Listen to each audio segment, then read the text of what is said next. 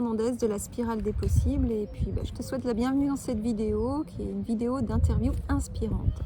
Je suis ici avec Cynthia. Et pourquoi Cynthia? Cynthia est une entrepreneure qui travaille beaucoup avec la facilitation graphique.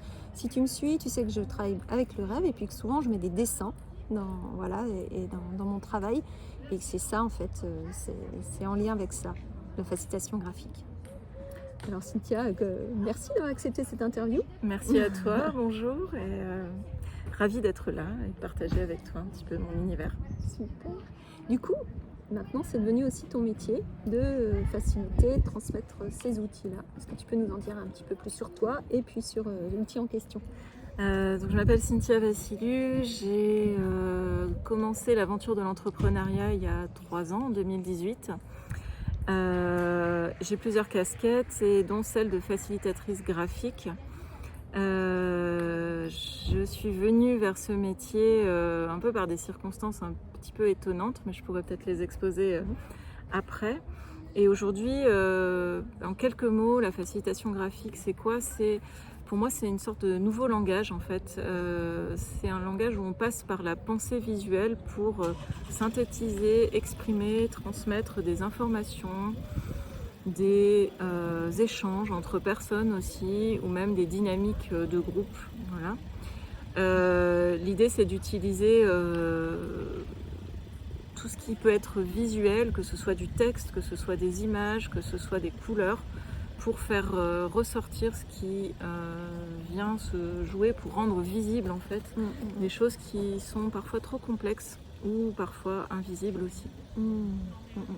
Je sais que j'aime beaucoup m'en servir pour décrire des exercices ou alors effectivement pour expliquer de façon très synthétique des concepts, des situations. Et ça marche bien. Alors c'est vrai que souvent, ce qu'on me dit, c'est quand je dis prenez un crayon, on se lance, il y a un vrai frein. Qu'est-ce que tu penses de ce frein? Je pense qu'il y a un gros complexe en fait, comme les personnes à qui on dit t'as une belle voix et tu pourrais chanter, à qui on a dit petite tu ne peux pas chanter, ou par rapport au dessin, je pense qu'il y a beaucoup d'adultes qui sont complexés parce que on a cette injonction de savoir dessiner pour faire de la facilitation graphique, ce qui n'est pas du tout le cas. Il y a des facilitateurs graphiques qui utilisent d'ailleurs aucun symbole, aucun pictogramme, aucun personnage.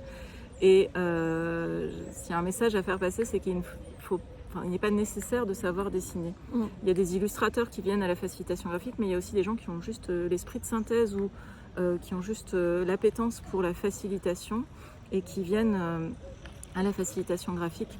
Et l'idée, c'est pas de faire beau ni joli, c'est vraiment de rendre lisible et compréhensible des informations.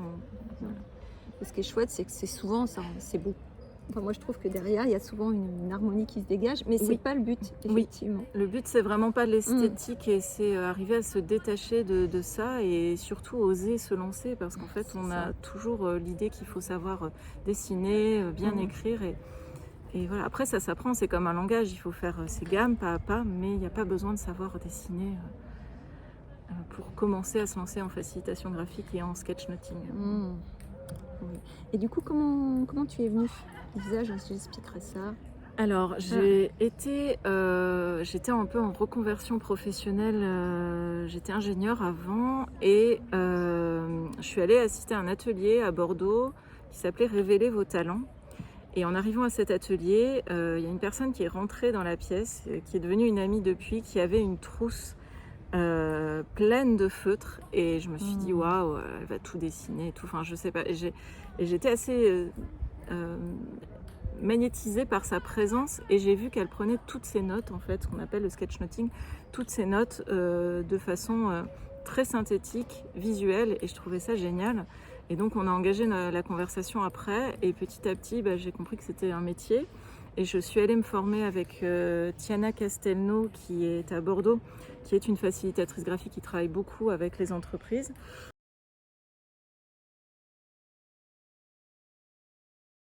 Et au départ, avant de me former vraiment de façon plus approfondie, j'ai juste commencé moi à scribouiller, j'aime bien dire scribouiller, voilà, à prendre mes notes, à transformer la façon dont je prenais mes notes, que ce soit en formation, que ce soit pendant des ateliers, que ce soit quand j'écoute un podcast, enfin toutes les situations étaient bonnes.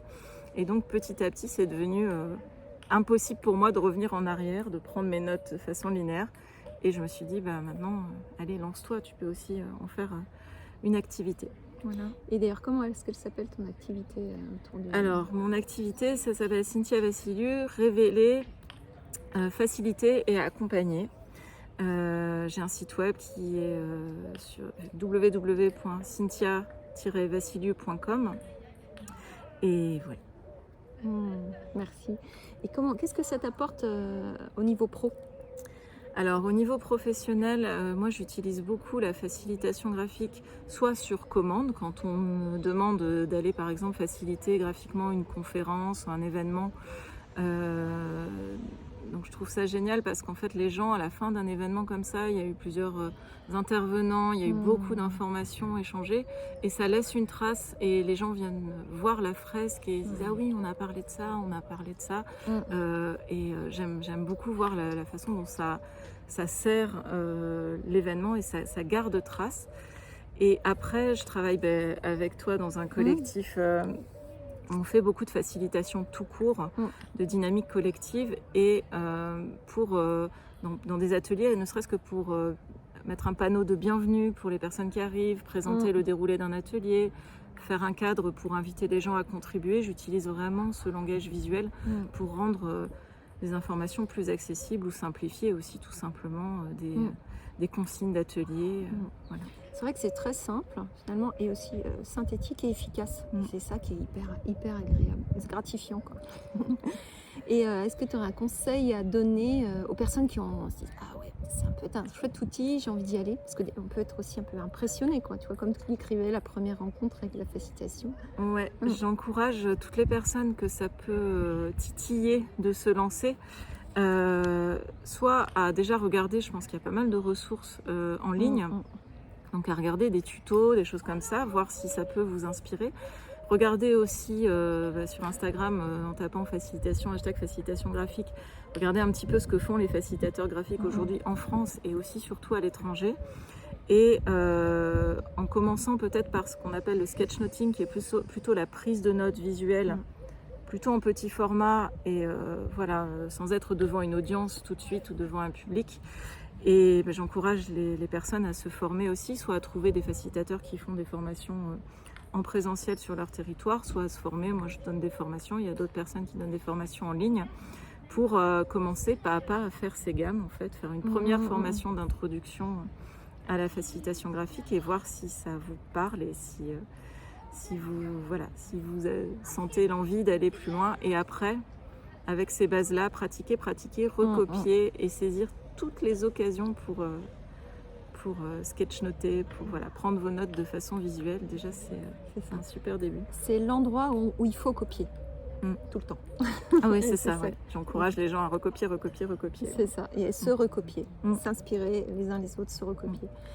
Ok, merci beaucoup Cynthia pour cet échange-là autour de cet outil quand même assez génial, je trouve. Et merci. C'est chouette. Cette vidéo. Merci à toi aussi pour ton écoute. N'hésite pas à mettre des commentaires. Tu peux aussi me retrouver sur Internet. Et moi, tu peux me retrouver sur mon site Internet, la spirale des possibles, la-spirale-des-possibles.fr. Si tu veux rester en contact ou prendre aussi un accompagnement, échanger ou me rencontrer lors d'une séance découverte gratuite. Belle journée! À bientôt. À bientôt.